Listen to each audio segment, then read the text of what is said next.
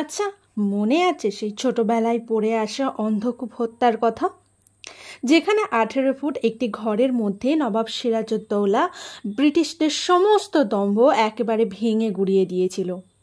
এই দেখে পুরো ব্রিটিশ দল ভয়ে কেঁপে উঠেছিল। নমস্কার, আমি বিথিকা।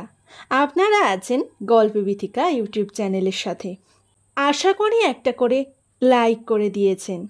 আজকে আমি আমার ভিডিওতে অন্ধকূপ হত্যার বিশেষ কিছু তথ্য আপনাদের সামনে তুলে ধরার চেষ্টা করব।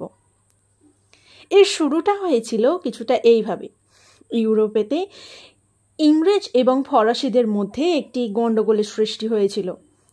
ইউরোপে সৃষ্টি হওয়া গণ্ডগোলের প্রভাব পড়ে ভারতে বাণিজ্য করতে আসা ইংরেজ এবং ফরাসি বণিকদের ওপরেও। সে সময় যখন আলীবর্দী খাঁয়ের শাসনকাল চলছে, তখন ইংরেজরা কিন্তু ভারতবর্ষে ব্যবসা করতে আসতো সেই সময় থেকেই। কিন্তু ভীষণ ক্ষুদ্র ক্ষুদ্র কারণের জন্য ফরাসিদের সাথে যুদ্ধেও জড়িয়ে পড়তো ইস্ট ইন্ডিয়া কোম্পানি।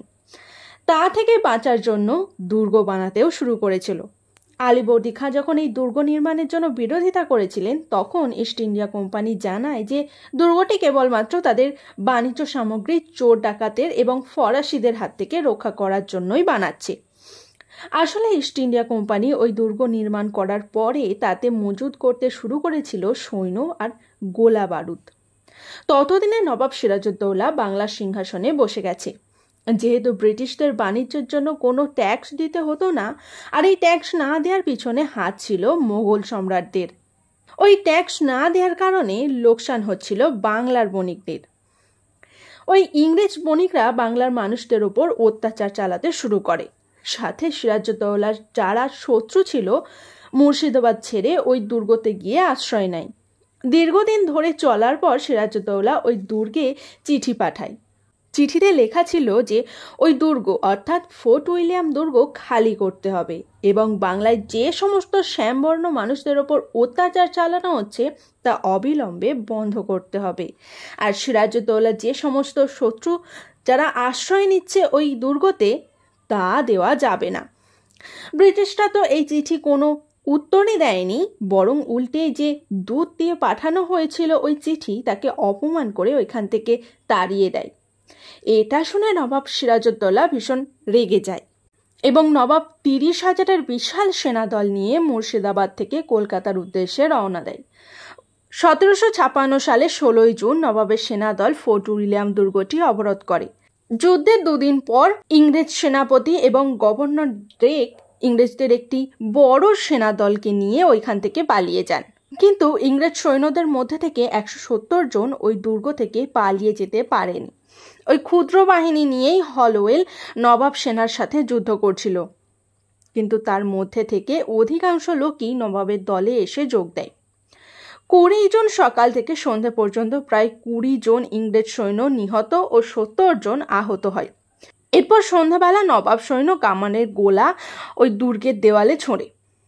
ওই সময় আর কোনো উপায় না পেয়ে হলওয়েল আত্মসমর্পণ করে। নবাবের সৈন্যরা তাদের বন্দি করে এবং দুর্গে থাকা সমস্ত জিনিস লুণ্ঠন করে নেয়। কিন্তু বন্দীদের সাথে কোনো খারাপ ব্যবহার করেনি নবাব সৈন্যদল। এবং সিরাজউদ্দৌলা নিজে হলওয়েলকে আশ্বস্ত করেন যে সমস্ত সুরক্ষা তিনি দেবেন। কিন্তু ওই বলে না, স্বভাব কখনো যায় না। ইংরেজ সৈন্যরা রাত হতেই মাতলামো শুরু করে আর নবাব সৈন্যর ওপর অ্যাটাক করে। তাই নবাব নির্দেশ দেন যে ইংরেজ সৈন্যদের যেন বন্দি করে রাখা হয়। হলওয়েলের মতে 18 ফুট দৈর্ঘ্য এবং 14 ফুট 10 ইঞ্চি প্রস্থ বিশিষ্ট একটি ঘরে 146 জন ইংরেজকে বন্দি করে রাখা হয়। ওই ঘরের একটি মাত্র জানালা ছিল। যেহেতু ওই ঘটনাটা জুন মাসে ঘটেছিল আর ওই সময় বাংলায় ভীষণ গরম থাকে, তাই জলের অভাবে এবং ওই ছোট্ট একটি ঘরে অতগুলো মানুষ থাকার কারণে নিঃশ্বাস নিতে পারছিল না প্রায়। তাই 123 জন নাকি মারা গিয়েছিল। আর এটাকেই ইতিহাসে অন্ধকূপ হত্যা বলা হয়। বহু ঐতিহাসিকরা বলেন যে এটাই নাকি সিরাজউদ্দৌলার পতনের মূল কারণ। অনেকের মতে এই অন্ধকূপ হত্যাটি পুরোপুরি মিথ্যে, কারণ অতটুকু একটি ছোট্ট ঘরে কোনো মতেই অতজনকে রাখা একসাথে সম্ভব নয়। সেই সময় কিন্তু যাদের বন্দি করা হতো তাদেরকে মৃত্যুদণ্ড দেওয়া হতো। এক্ষেত্রে নবাব তা করেননি এবং তিনি তার উদার মনের পরিচয় দিয়েছিলেন। তবে এও বলা হয় নাকি ওই রাতে কিছু মানুষ তো অবশ্যই মারা গিয়েছিল। সত্যিটা আসলে সময়ের সাথে সাথে চাপা পড়ে গেছে। আচ্ছা, আপনার কি মনে হয় সত্যিটা আসলে কি? আমাকে কমেন্ট করে জানাতে কিন্তু একদম ভুলবেন না।